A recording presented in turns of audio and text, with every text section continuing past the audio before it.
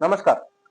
नुकतीच जाहीर झालेली अहिल्याबाई होळकर शेतकरी सन्मान योजना या योजनेमध्ये 1/4/2019 ते 31 मार्च 2025 पर्यंत उचल केलेले शेतकरी असे शेतकरी जे 30 सप्टेंबर पर्यंत ज्यांचं पीक कर्ज थकीत आहे अशा शेतकऱ्यांना 2 लाखापर्यंत कर्जमाफी, तसेच जे शेतकरी नियमित कर्जफेड करतात त्यांना 50,000 रुपये प्रोत्साहन म्हणून असं या कर्जमाफीमध्ये ठरवलं आहे.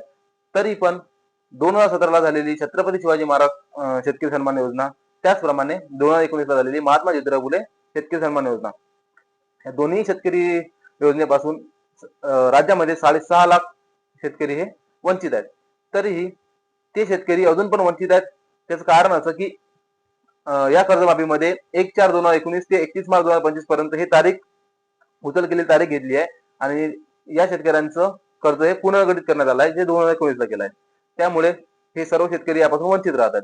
त्याचप्रमाणे जे शेतकरी नियमित कर्जफेड करतात त्यांना फक्त 50,000 रुपये प्रोत्साहन म्हणून देण्याचे ठरवलं आहे.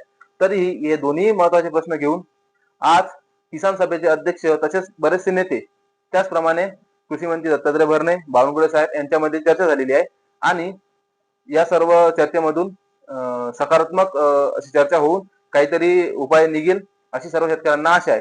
धन्यवाद.